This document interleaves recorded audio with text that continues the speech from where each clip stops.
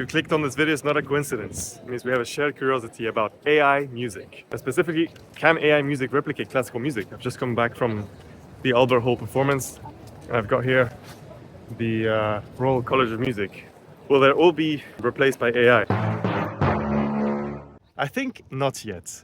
In this video, I'm gonna talk about what are the 4 things that AI music cannot do yet, that I've noticed as a PhD student in neurobiology and music therapy.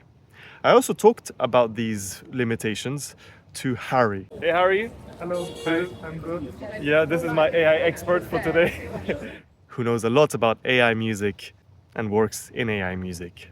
I've spent my time watching classical musicians and other YouTubers talking about AI music and comparing it to real music. That's like Ray Chen, two-set violin, the music professor Anthony Fantano and others, and just seeing how they explored AI music and different methods. And I think it's not there yet. There's a few things that are missing, although it's done a really good job. Anything that's related to pop music, rap, modern productions, it tends to do it very well actually. And I think it has to do because it's more predictable. The structure itself is easier to predict. Maybe the drums allow it to be better predicted. You're giving me faith that, we won't be replaced because you've gotten everyone right so far. We're gonna do this every month to really. I said a year, we will be replaced. So in essence, there are 4 things that AI can't do that I've noticed. And while discussing with Harry, he's given me 2 solutions to resolve the 4 of them. I've distinguished them with 2 that are minor and 2 that are major. What I really mean by minor is that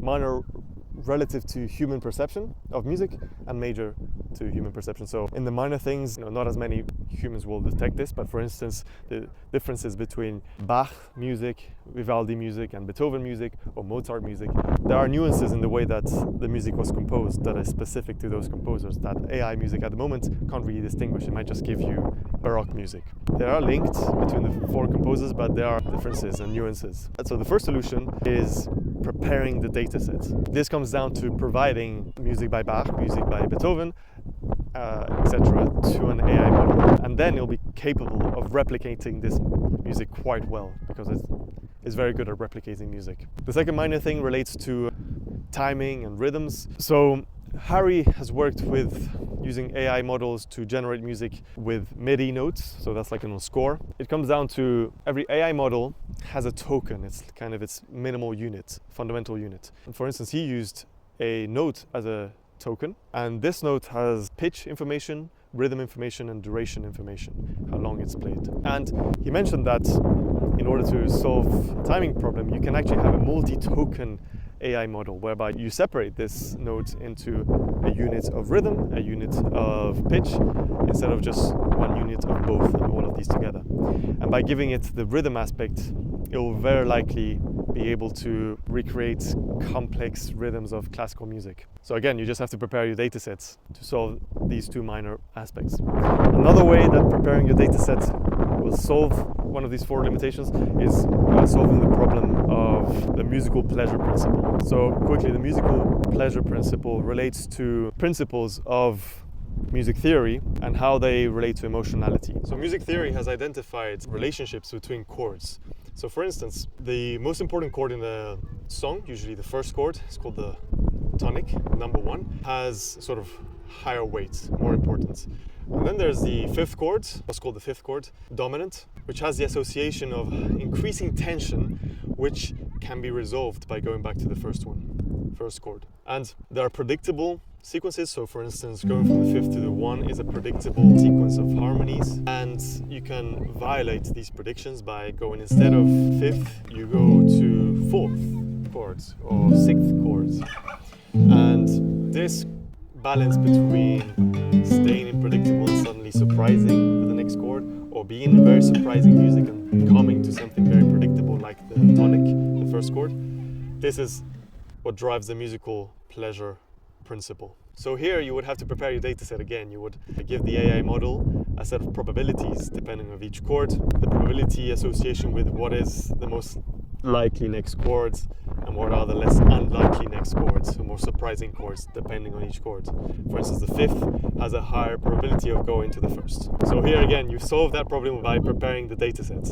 And finally, this is the more complex solution to this last problem, which is the problem of the harmonic sequence arc. So we have to talk about the architecture of AI models. The initial architecture was based on recurrent neural networks. And what this does is it takes the token, the unit, and it multiplies it several layers of neurons. And these neurons are also then looped back to each other, which creates a memory. It can remember depending on how many loops it has. And once it is trained with large data set, listens to a lot of music, it can generate music in that style because as it learns the memories of sequences and also how a sequence finishes. Now, the problem with recurrent neural networks is that it has a small memory.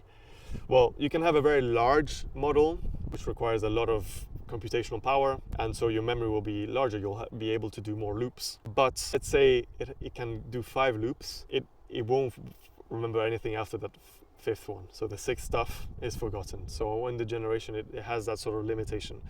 So here comes the next AI architecture, which is used for things like ChatGPT and large language models, which is called the transformer architecture. Here, it's able to give context to the model, and it's basically in its memory, it assigns to things that are important, stays important, and stays part of the context. So that's why you can have a conversation with ChatGPT and it remembers something you said a long time in that conversation. And so here, you would have to encode into what is important in the transformer architecture, the importance of harmonic sequence arcs, things that last 5 minutes, things that last 30 minutes. Because without this context, the memory aspect is lost. So there you see, the 4 problems I identified can be solved if you know about AI.